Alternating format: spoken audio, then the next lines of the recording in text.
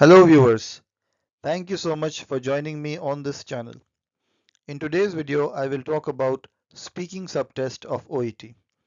In other videos, I have talked about OET and I've also talked about the writing subtest of OET. OET or Occupational English Test has 4 subtests: listening, reading, writing and speaking. Let's talk about OET speaking. OET speaking is not just a test where your speaking is assessed. It is also a test where your ability to pay attention to other people is also assessed. Basically, it is as much a test of speaking as it is of your ability to listen carefully. The criteria mentioned can be described one by one as: intelligibility assesses how your accent interferes with the ability of the other person to comprehend what you are saying. Basically, your speech should be comprehensible regardless of your accent. Fluency checks whether you are able to communicate at a steady pace or not, without pausing too frequently, whether you are restarting a sentence too frequently or not. A little bit of ums and ahs, a little bit of pauses are acceptable. Appropriateness determines whether you are using appropriate language while communicating or not. You should be respectful, kind, empathetic while you are talking to the patient or the carer. Grammar and expression assesses how good your grammatical skills are. Relationship building assesses whether you are able to make the person you're communicating with comfortable while you are communicating with them. The patient's perspective assesses whether you are taking into account what the patient or the carer is telling you. Information gathering assesses how effectively you can gather information from the patient by asking relevant questions. Information giving assesses how you are delivering the information, not just what information you are delivering, but whether you're delivering it slowly, logically, and whether you're checking for understanding or not. When you are delivering information, it is a good idea to organize it and talk about what information you're about to deliver before actually delivering the information. For example, it's a good idea to say, let me tell you about some of the side effects of this medicine and then go into the details of the side effects. Or let me tell you about some other alternative therapy you can have and then talk about alternative therapy. Or let me tell you a little bit more about some other precautions you need to take and then talk about the precautions. On the day of the exam, speaking subtest may either happen in person if you're taking the OET on paper, or it can happen by a video call if you're taking OET on computer. Also, if you're taking OET on computer, you can schedule the speaking subtest for a different day, depending upon your convenience. You should remember that during the speaking subtest, you are talking to an interlocutor, not the examiner. So feel free to communicate with the interlocutor without feeling the stress of having to communicate with the examiner.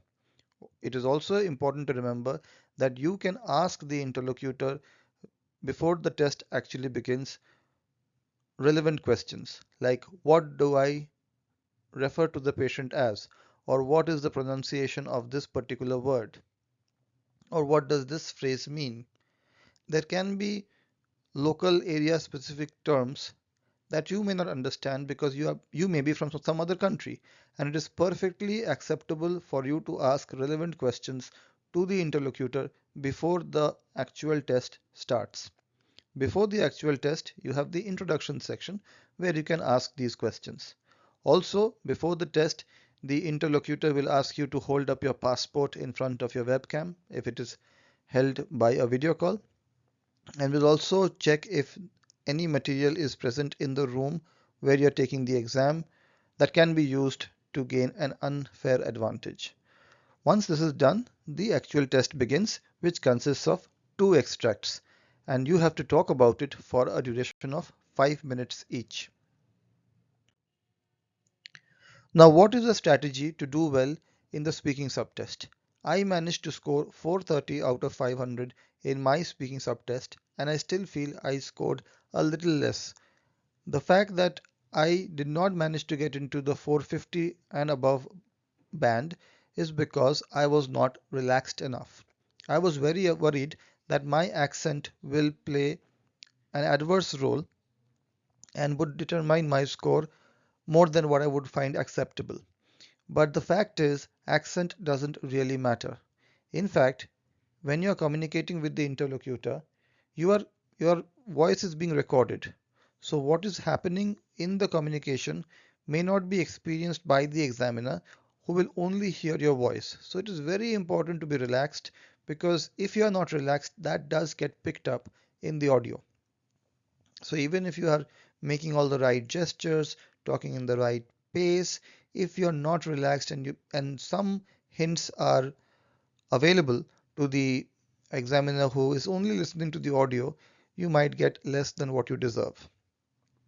But don't worry about accent, because quite often even the interlocutor has an accent of their own, which is difficult to comprehend. So what ends up happening is both the interlocutor and the candidate start talking at a pace that is easily comprehensible to both of them, as well as to the person who is listening to the audio. The other thing I want to mention is, in the introduction section, please talk to the interlocutor so that you can familiarize yourself with the accent of the interlocutor. The third thing that I want to mention as strategy is, your speech should be organized. As in, before you talk about something, it is a good idea to tell the interlocutor what you're about to talk about. For example, I need to ask you a few questions and then ask the questions. I want to talk about something personal and then talk about something personal. The speech should be at a steady pace. It should not be too fast and it should not be too slow.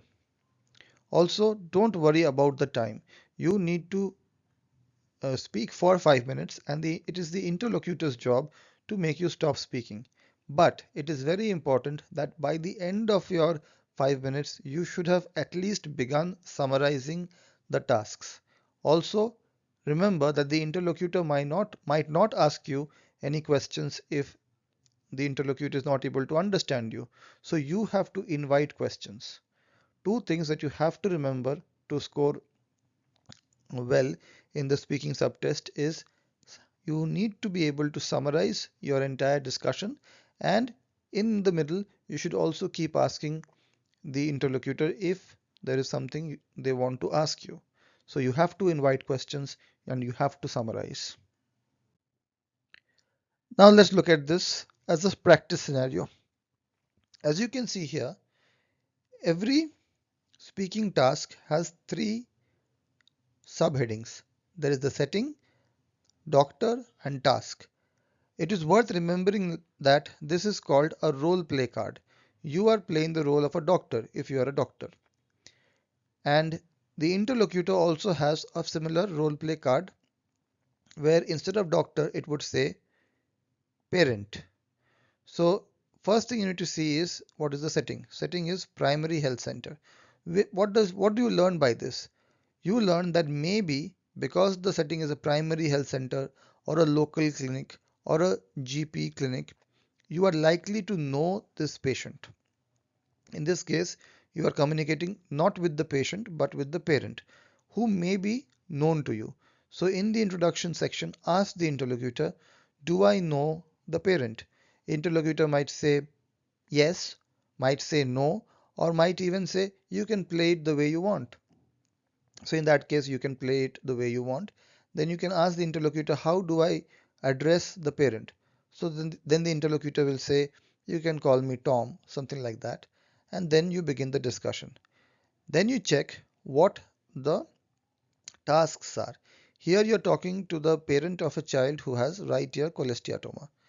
So you have to first ask the parent, uh, are you here for this reason? That is how you confirm the reason for appointment. Then you have to find out relevant details, like what they already know about the condition. So you can ask, um, is it okay if I ask you what you already know about the condition of your son? And then you talk about the surgery, or talk about the surgery as the mode of treatment. Here they are not asking you about details of the surgery. So all you need to mention is your son requires surgery for treatment of this condition. And then you can assure the patient that about their concerns. Also, you can mention that the surgery will be performed in a tertiary care center. So all of this needs to be done in a very organized, empathetic, and appropriate manner. You should be able to talk for 5 minutes on this topic, and you also have to allow the interlocutor to speak. You should not be speaking for the entire 5 minutes. You should not be interrupting the interlocutor.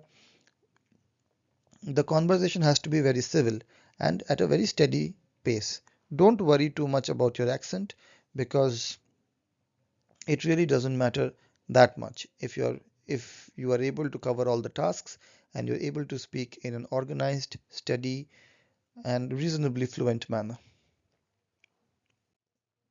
I hope this video was helpful. If you have any more questions on this topic or on anything related to OET, MRCS, or anything else really, feel free to reach out in the comment section below. Take care. I hope I'll get to see you in the next video.